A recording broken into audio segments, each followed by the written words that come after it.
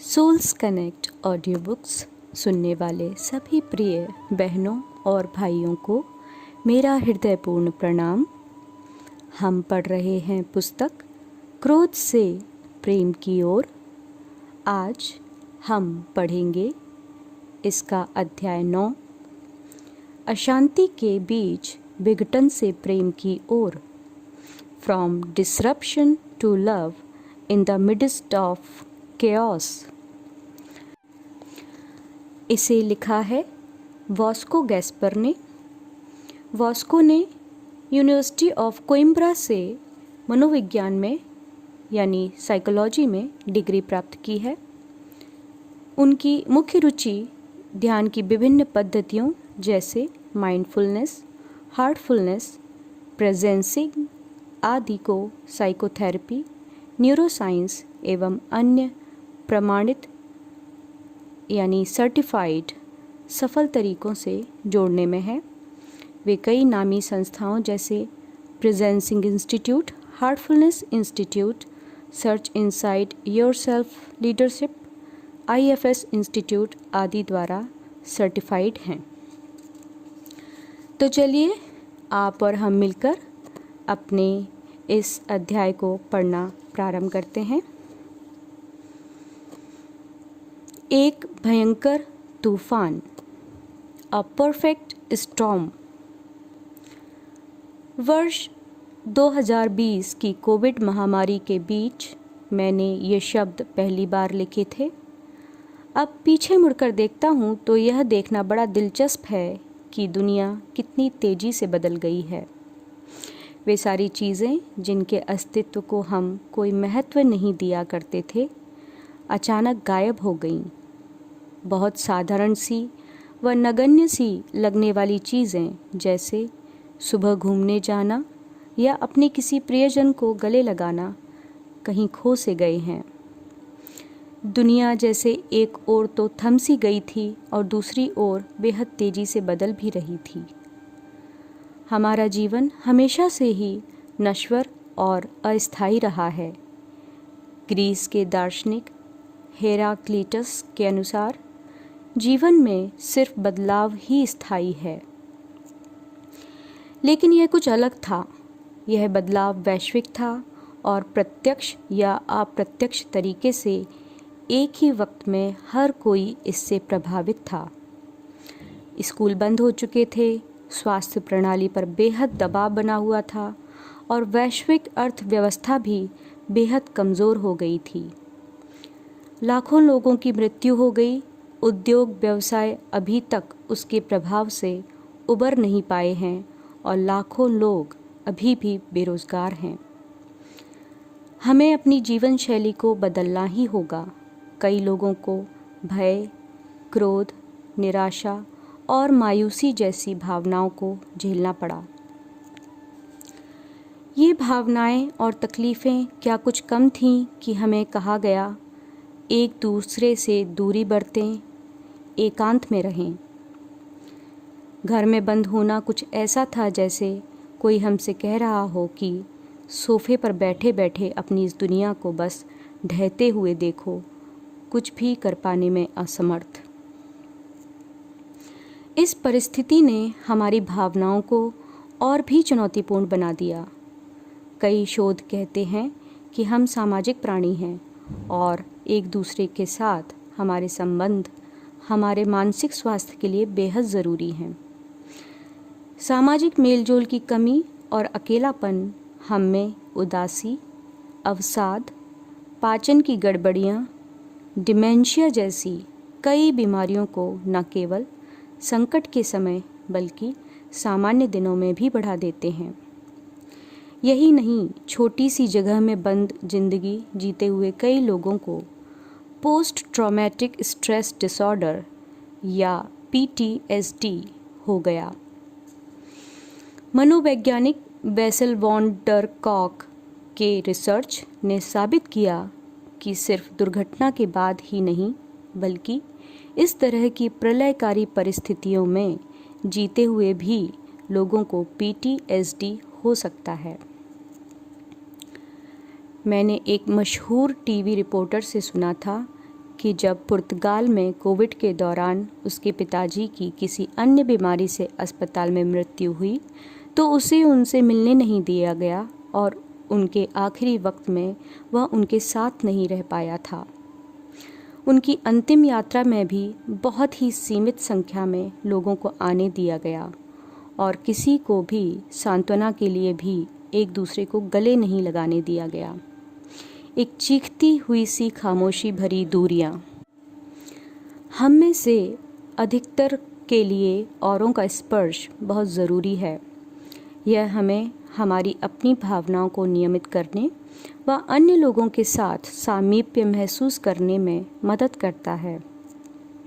नवजात शिशु के जीवित रहने के लिए स्पर्श उतना ही ज़रूरी है जितना कि पानी और पोषण। इस तरह हम अपने और अन्य स्तनधारी प्राणियों के मूलभूत स्वभाव के एकदम विपरीत जा रहे थे। एकांत ने जहाँ हमें तनावग्रस्त किया, वहीं दूसरी ओर एक ही छत के नीचे कई पीढ़ियों का गरीबी की हालत में एक साथ रहना और भी चुनौतीपूर्ण था। ऐसे इंसान के साथ रहना जिसके प्रति कोई प्यार न रहा था और कुछ घरेलू हिंसा के शिकार भी हुए। माता पिता घर में बच्चों को पढ़ा रहे थे, साथ ही ऑनलाइन काम भी कर रहे थे और इन सब के चलते अपने निजी वक्त में औरों की दखल महसूस कर रहे थे। लोग बाहर जाकर सैर करके दिमाग को ठंडा नहीं कर पा रहे थे, इसलिए घर में झगड़े और हिंसा बढ़ने लगे थे। कुछ लोगों के लिए उनका अपना घर ही सुरक्षित नहीं रहा, तो कुछ ऐसे भी थे जिनके पास न घर था न पैसे, जिससे वे इस असाधारण समय में अपने जीने के लिए ज़रूरी सामान खरीद सकें। मानसिक स्वास्थ्य के लिए यह एक भयंकर तूफान था, खासकर इसलिए कि हम में से अधिकतर लोगों ने कभी भी अपने मन और भावनाओं को नियंत्रित करना नहीं सीखा था, न अपनी रोज़मर्रा की ज़िंदगी में और न ही संकट काल में जब हम जीवित रहने के लिए भी संघर्ष कर रहे होते हैं। हमसे कहा गया अपने हाथ धोएं और दूसरों से दूरी बरतें ताकि न हम बीमार पड़ें और न ही बीमारी फैलाएं। लेकिन किसी ने भी हमें अपने मन और भावनाओं को साफ करने के लिए नहीं कहा। आधारभूत होना, केंद्रित होना, एक दूसरे से संबंध जोड़ना, करुणामय होना, अपनी भावनाओं को साफ करना, यह सब भी उतना ही आवश्यक है जितना कि अपने हाथों को धोना, क्योंकि भावनाएं भी फैलकर दूसरों को प्रभावित करती हैं, खासकर डर, क्रोध और चिंता। सह विनियमन, को रेगुलेशन। सामाजिक जीव होने के नाते पिछले 50 करोड़ वर्षों में हमारे तंत्रिका तंत्र यानी नर्वस सिस्टम का भी विकास हुआ है, ताकि जीवित रहने के लिए हम वातावरण में उभरने वाले खतरों से जूझ सकें। बाहरी दुनिया से हमें मिलने वाला एक मुख्य संकेत है अन्य व्यक्तियों की भावनात्मक मनस्थिति को पहचानना। अच्छा हो या बुरा, लेकिन हम एक दूसरे को सह विनियमित करते रहते हैं। एक क्षण के लिए कल्पना करें कि आप एक चिकित्सक हैं और सारा दिन अस्पताल में काम करके घर लौटे हैं, या फिर एक किराने की दुकान में काम करने वाले व्यक्ति हैं जो सारा दिन इस कोशिश में लगा रहता है कि लोग आवश्यक सामग्री खरीद सकें। महामारी खत्म होने के बावजूद आज भी आप अपने परिवार से मिलने के पहले शायद अपने हाथ धोते होंगे या शायद नहाकर अपने कपड़े धोने डालते होंगे, क्योंकि आप नहीं चाहते हैं कि बाहर से आपके द्वारा लाई हुई कोई बीमारी उन तक पहुंचे। लेकिन क्या दिन भर के जमा हुए अपने डर, चिंता और भी कई नकारात्मक भावनाओं की छापों को भी आप धो डालते हैं? अगर आप ऐसा नहीं करते तो वे सारी छापें आपसे जुड़ी रहती हैं और संभवतः आपके आसपास रहने वालों को भी प्रभावित करती हैं। इन भावनाओं के इकट्ठा होने में ज़रूरी नहीं कि आपने कुछ किया हो। अगर आप सावधानी न बरतें तो ये सभी ओर से हम तक पहुंच जाती हैं। ये मीडिया से व गलत खबरों की उग्रता से आ जाएंगी, जो आज की दुनिया में जैविक खतरे से भी ज़्यादा खतरनाक हैं। आप इन नकारात्मक छापों से प्रभावित न भी होना चाहें तो भी अवचेतन स्तर पर आपका स्वायत्त तंत्रिका तंत्र यानी ऑटोनॉमिक नर्वस सिस्टम हरदम वातावरण को न्यूरोसेप्शन नामक प्रक्रिया से स्कैन करता रहता है। जब वह बाहर किसी संभावित खतरे को पहचानता है, जैसे कोई गुस्से से भरा व्यक्ति या कोई नकारात्मक समाचार या अंदरूनी नकारात्मक विचार, तब वह अपने बचने का तरीका ढूंढकर आपकी प्रतिक्रिया को तैयार करता है। ये प्रतिक्रियाएं क्या हैं? खतरे के स्तर को देखते हुए वह निम्नलिखित 3 में से कोई एक प्रतिक्रिया को चुनता है। नंबर 1, सबसे प्राचीन प्रतिक्रिया जो 50 करोड़ वर्षों पहले उभर कर आई थी, वह है स्थिरीकरण या स्वयं को अलग करना, या स्वयं को अलग करना जिसे फ्रीज प्रतिक्रिया कहा जाता है। यह प्रतिक्रिया तब उभरती है जब हमें यह महसूस होता है कि हम कुछ नहीं कर सकते। उस वक्त यह हमारी प्रणाली को बंद करने की कोशिश करता है ताकि हम खुद को खतरे से अलग कर लें। स्वायत्त तंत्रिका तंत्र यानी ऑटोनॉमिक नर्वस सिस्टम की जो शाखा इसके लिए जिम्मेदार है, उसे डॉर्सल वेगल प्रतिक्रिया कहते हैं, जो हमारे परानुकंपी तंत्रिका तंत्र यानी पैरासिम्पैथेटिक नर्वस सिस्टम से जुड़ा होता है। यह कभी कभी हमें बेहोश भी कर देता है, जिस तरह कुछ जानवर खतरे से बचने के लिए बेहोश हो जाते हैं या मरने का नाटक करते हैं। यह अपने भीतर के सुरक्षित स्थान में जाकर तूफान के थमने का इंतजार करने जैसा है। मनोवैज्ञानिक स्तर पर यह हमें नैराश्य, शक्तिहीनता, असहायता की अवस्था से भर देता है या ऐसी प्रतिक्रियाओं को जन्म देता है जो हमें हकीकत से अलग कर देती हैं। इसी कारण से कई लोग अपना ध्यान बटाने के लिए सारा वक्त इंटरनेट पर बर्बाद करते हैं। महामारी के दौरान इंटरनेट सेवाएं बहुत फली फूली। नंबर 2, इसके बाद तकरीबन 40 करोड़ वर्षों पूर्व एक नई प्रतिक्रिया उभरी, लड़ो या भागो यानी फाइट और फ्लाइट या गतिमान होना। यहाँ पर हमारा अनुकंपी तंत्रिका तंत्र खतरे से जूझने के लिए क्रियान्वित हो जाता है और हमें परिस्थिति के अनुसार भागने या लड़ने के लिए प्रेरित करता है।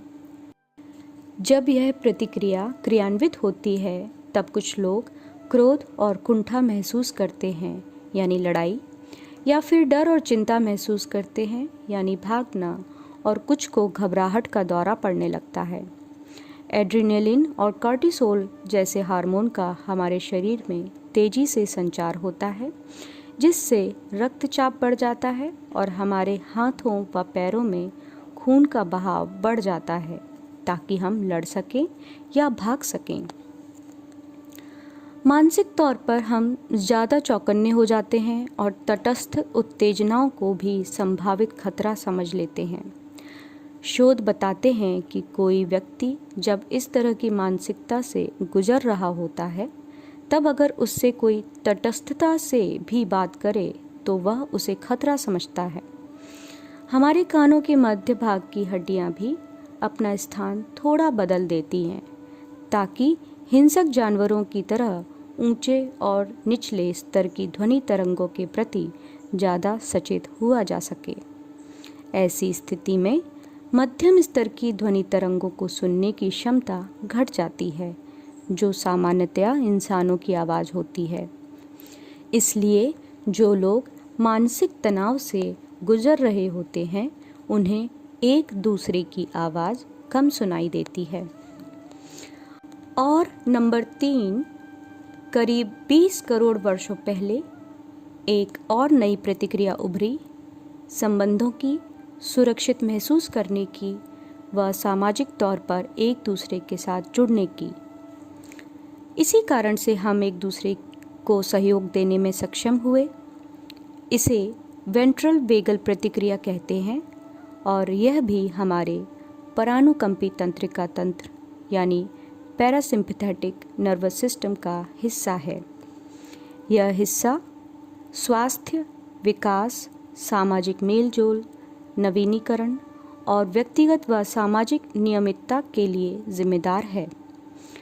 इस प्रतिक्रिया में हम एक दूसरे की मदद के लिए आगे बढ़ते हैं। हमारा स्वायत्त तंत्रिका तंत्र यानी ऑटोनॉमिक नर्वस सिस्टम किस तरह से काम करता है, यह जानना हमारे लिए बहुत ज़रूरी है, ताकि संकट के वक्त हम न सिर्फ अपने आप को विनियमित कर सकें, बल्कि सामाजिक जीव होने के नाते औरों को भी विनियमित होने में मदद कर सकें, क्योंकि हमारी प्रणालियाँ एक दूसरे से प्रभावित रहती हैं। एक बार फिर महामारी की बात करते हैं। उस दौर में हम सभी अपने अपने घरों में बंद थे और बाहर की दुनिया की खबरें हमें सिर्फ मीडिया और सोशल मीडिया के ज़रिए ही मिल रही थीं। दोनों ही स्रोतों का झुकाव हमें परिस्थिति के सबसे बुरे और ख़राब पहलू दिखाने की ओर था।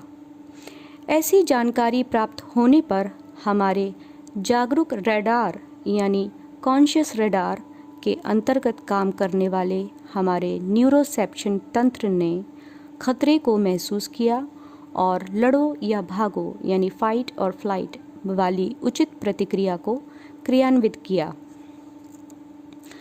मेरे एक शिक्षक कहा करते थे कि हम सब भयभीत बंदर यानी नर्वस मंकीज़ के वंशज हैं। वे मजाक में कहा करते थे कि आश्वस्त बंदर यानी चिल्ड मंकीज़ का वंश समाप्त हो गया। हमारा मन पूर्व निर्धारित तरीके से अपने आप यह सोचने लगता है कि क्या गलत हो सकता है।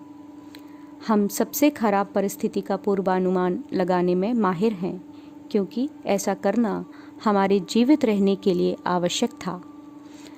इस आंतरिक अवस्था का प्रभाव हमारे स्वायत्त तंत्रिका तंत्र पर भी पड़ता है, जो परिस्थिति से निपटने के लिए उचित प्रतिक्रिया को क्रियान्वित करता है। उदाहरण के लिए एड्रेनलिन हार्मोन का स्रावित होना, ताकि हम भाग सकें। हम एक विस्फोटक संयोग का सामना कर रहे थे। बाहरी दुनिया हमें वह सब कुछ बता रही थी जो गलत या बुरा हो रहा था, यानी मृतकों की संख्या, लॉकडाउन, शेयर बाजार का गिरना, सामाजिक ध्रुवीकरण इत्यादि। और हमारी अंदरूनी दुनिया सबसे खराब परिस्थिति का पूर्वानुमान लगा रही थी और षड्यंत्र की आहट, संभावित युद्ध और इसी तरह की अन्य परिकल्पनाओं को बढ़ा रही थी। इस अध्याय को हम यहीं विराम देते हैं। इसके अगले भाग को लेकर हम आप सबके समक्ष शीघ्र ही प्रस्तुत होंगे। इस अध्याय में आपको अपने लिए सबसे अच्छा क्या लगा, इसे हमें कमेंट करके ज़रूर बताएं। तब तक के लिए आप सभी का हृदयपूर्वक धन्यवाद एवं आभार। कृपया इस चैनल को सब्सक्राइब करें, लाइक करें, ज़्यादा से ज़्यादा शेयर करें, नई नोटिफिकेशन के लिए बेल आइकन को प्रेस करें और अपने सुझाव कमेंट सेक्शन में भेजें। आप सबका पुनः धन्यवाद।